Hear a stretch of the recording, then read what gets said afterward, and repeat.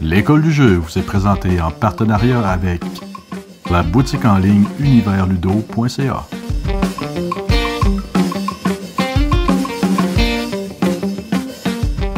Bonjour et bienvenue à l'école du jeu, mon nom est Sylvain et je vous propose, avec un petit peu de retard, mon Quad 9 Sly. Donc le Quad 9, en fait, c'est une petite rubrique qu'on a, on fait un peu un wrap-up des jeux qu'on a joués au courant du mois. Donc c'est vraiment en rafale, je vais vous présenter un paquet de jeux, puis mes impressions générales. Donc on va y aller avec les petites boîtes. Je vais commencer avec un jeu qui s'appelle Alien Artifacts. En fait, Alien Artifacts, c'est un jeu sorti par la compagnie Portal Games. C'est un jeu qui s'apparente relativement à Imperial Settlers, donc qui a des airs. Moi, c'est un style que j'adore. J'y ai joué seulement une partie. Je suis resté un peu sur mon appétit. C'est pas mauvais, je vais lui donner une autre chance. C'est certain que c'est le genre de jeu qui est supposé être dans mes cordes, mais par exemple, j'ai pas été flabbergasté comme en jouant à Imperial Settlers, fait que c'est vraiment un à rejouer. On continue, parlant de ça, j'ai continué à jouer à Imperial Settlers. Donc celui-là par exemple, je peux attester qu'il est vraiment génial. J'ai recommencé à jouer le mode campagne qui est disponible sur le site de Portal Games. C'est un mode où on va jouer en solo. On va pouvoir imprimer des cartes, puis ça va faire en sorte qu'après chaque partie, on va jouer tout le temps un après l'autre. On va acquérir des provinces, puis ça va nous donner des ressources, il va falloir également payer. Fait que ça garde une espèce de petite tension, parce que plus on va avoir des provinces, plus ça va être difficile de les garder. Fait qu'à ce moment-là, ben, ça va faire en sorte de nous garder en haleine. Parce que le jeu de mode solo d'Imperial Settlers est coup-ci, coup-ça, je dirais, mais le mode campaign vient vraiment rajouter quelque chose de vraiment intéressant. Et on continue avec un jeu un petit peu plus léger, c'est le temps des fêtes, j'ai joué à Maple Circus.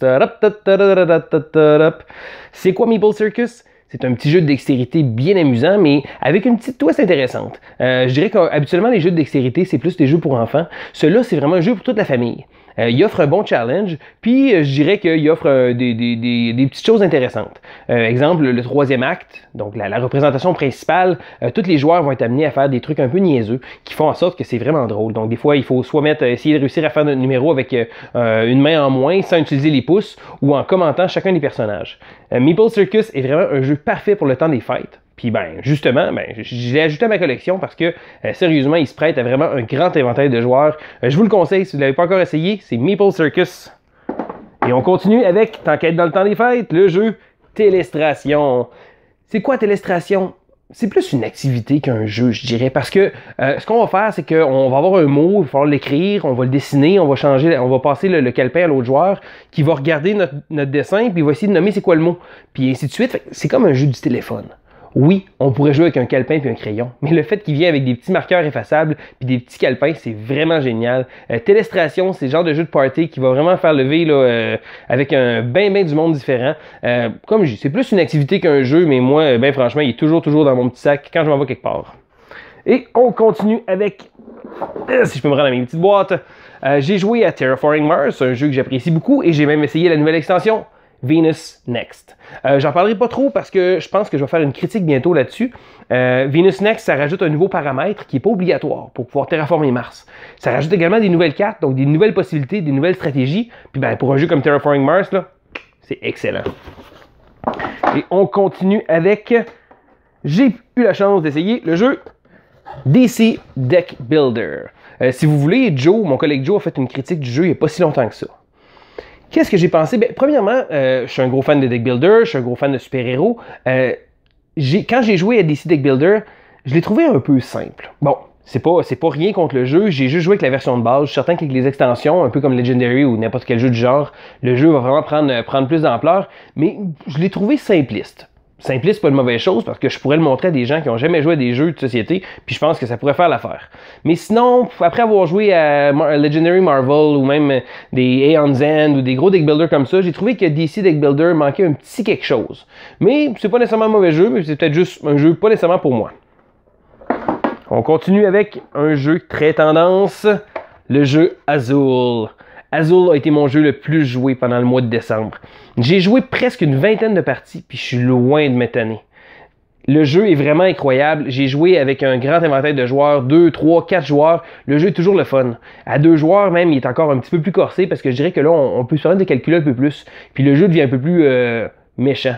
Mais Azul, c'est vraiment un excellent jeu. Si vous ne l'avez pas encore essayé, le buzz sur Internet est réel. Le jeu est vraiment un excellent petit jeu de puzzle. Personnellement, je l'adore. Et on continue avec un petit jeu. J'ai eu l'occasion d'essayer One Deck Dungeon. Il y a une version Kickstarter qui va arriver bientôt, une deuxième boîte de base. Ça, c'est vraiment la version simple, la première version qui est sortie. C'est un petit jeu solo. Bon, il y a des règles pour jouer à deux, mais principalement, moi, c'est pour jouer tout seul. C'est quoi? Ben, c'est un jeu de dés. Ce qu'on va avoir, c'est qu'on va avoir un personnage. On va essayer d'affronter les étages du donjon pour aller affronter le boss. Relativement simple, c'est super facile, c'est rapide à mettre sur la table, on peut prendre ça avec le matin avec un petit café. Je dirais que le jeu est le fun. C'est certain qu'il ne faut pas être allergique au hasard. Là. Ça reste un jeu de dés, on va brasser des dés pour tout le temps. À chaque tour, on va brasser des dés pour essayer de vaincre les obstacles. Si jamais les dés vont pas en notre faveur, ben, il y a quelques petites façons de mitiger, mais pas beaucoup.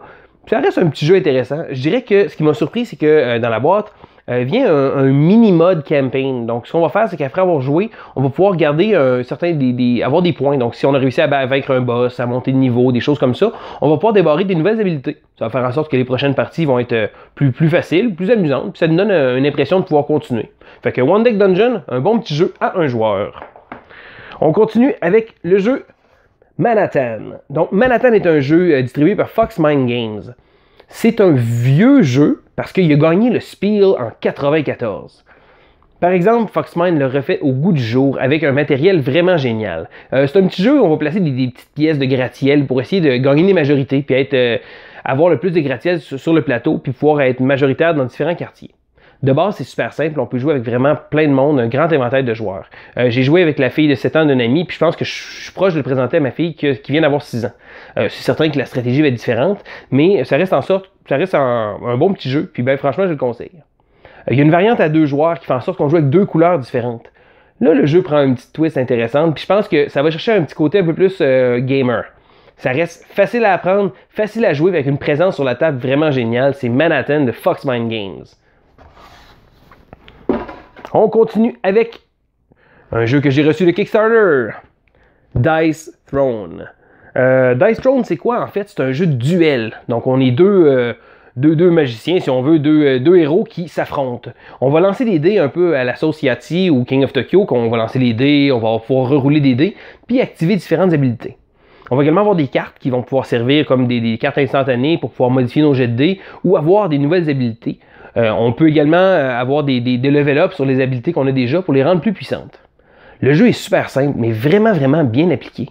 Je dirais que, bon, c'est certain que c'est pas très profond comme jeu, mais il y a, ben, moi, la version Kickstarter que j'ai 6 classes différentes. Chaque classe vient avec un petit bol avec toutes les cartes des personnages, les dés, puis tous les petits jetons qu'on appelle les status effects, donc les effets qu'on va avoir. Chaque personnage est super bien détaillé, ça fait en sorte que le jeu est vraiment facile à apprendre. Ben franchement, j'ai joué plusieurs parties. J'ai essayé toutes les factions, puis j'ai vraiment trouvé ça génial. Je vous le conseille, il devrait être en magasin bientôt. C'est Dice Throne. Aussi, dans les jeux, j'ai pas porté les boîtes, mais j'ai joué à le temps des fêtes, des choses comme ça. Plusieurs petits jeux, des petits jeux pour enfants. J'ai joué beaucoup de parties de Rhino Hero. D'ailleurs, je vais vous présenter une critique bientôt. J'ai également joué à Pitch Car, un jeu que j'apprécie particulièrement. J'ai réussi à montrer ça à mes neveux et mes nièces qui sont pas vraiment des gamers, mais ils ont vu que mon oncle Sylvain il aime bien ça les jeux. Fait que j'ai apporté un paquet de jeux pour essayer de jouer avec eux autres. J'ai joué un peu à High School, des choses comme ça, des petits jeux qui se portent bien en famille. Sinon, j'ai eu la chance également d'essayer Bunny Kingdom. En fait, j'avais vraiment hâte d'essayer Bunny Kingdom. C'est un jeu de draft où on va placer des tout petits lapins un peu partout sur le plateau. Le plateau est assez petit, mais il se fait complètement envahir par une horde de petits lapins. J'attendais beaucoup de ce jeu-là. Je suis pas prêt à dire que j'ai été déçu, parce que c'est un bon jeu. Mais je pense pas que c'est un jeu qui va embarquer dans ma collection. Encore là, je suis prêt à y rejouer n'importe quand, mais j'ai trouvé qu'il manquait un petit quelque chose. Je suis habitué les jeux de draft quand ça roule assez vite, puis compter les points, là, ça devient assez fastidieux. Il faut vraiment prendre notre temps pour essayer de pas en oublier. Beaucoup de petits lapins, ça se multiplie, ces petites choses-là. Fait que j'ai pas été déçu, mais j'ai pas été aussi satisfait que j'aurais aimé l'être. Mais encore là, ça veut pas nécessairement dire que c'est un mauvais jeu, mais c'est juste que c'était peut-être pas pour moi. Sinon aussi, j'ai pas la boîte, mais j'ai encore joué à Gloomhaven. Beaucoup, beaucoup de Gloomhaven. J'ai continué mon mode campaign, c'est vraiment absolument génial. Je commence à prendre des choix, bon, je n'embarquerai pas dans les détails, je commence à prendre des choix qui modifient de manière permanente toute mon histoire. Ça fait en sorte que là, j'ai pris un chemin, puis ça fait en sorte qu'il y a d'autres choses que je pourrais plus jamais faire parce que je me suis barré en prenant telle ou telle décision. Gloomhaven est toujours aussi fantastique. Ben franchement, c'est vraiment un jeu que j'ai très haut dans mon estime. Ça fait le tour un peu de mes impressions, mes deux jeux du mois. Je vous invite à aller voir, si vous ne l'avez pas encore fait, mon top 30. Donc j'ai commencé avec 2 vidéos, donc mes positions 30 à 21 et 20 à 11. Et dans quelques jours, je vais enfin sortir mon grandiose top 10. Donc les 10 meilleurs jeux auxquels j'ai joué de ma vie. Sinon, à quoi s'attendre ce mois-ci? Bon, en plus de mon top 10 qui va sortir relativement bientôt, je vais probablement faire une critique sur le jeu Rhino Hero. Un beau petit jeu pour enfants que j'ai beaucoup joué avec ma fille, mais qu'on peut également jouer entre adultes. Un petit jeu de dextérité super facile, super rapide à jouer. Je vais peut-être aussi faire Télestration, parce que, bon, Télestration, comme j'expliquais, c'est plus une activité qu'un jeu, mais ça reste que c'est tellement amusant, puis je pense que ça mérite vraiment que je vous le présente. Sinon aussi, dans les plans, j'ai prévu de faire une critique de Venus Next, l'extension de Terraforming Mars. Puis ben, tant qu'à être là, je me suis dit, je vais également faire une autre critique de Alice and Elysium, qui se trouve être la première extension qui est sortie. Celle-là, ça se trouve être des nouvelles cartes pour Terraforming Mars. Donc un nouveau plateau de jeu qui va changer quelques petites choses. Donc ben, c'est les choses à venir pour la chaîne. Donc n'oubliez pas de vous abonner à la chaîne, likez la vidéo, partagez sur Facebook, gênez-vous pas, puis ben, dites-moi c'est quoi vos impressions de jeu dans les commentaires. Donc c'était Sylvain, à l'école du jeu, et on se dit à la prochaine.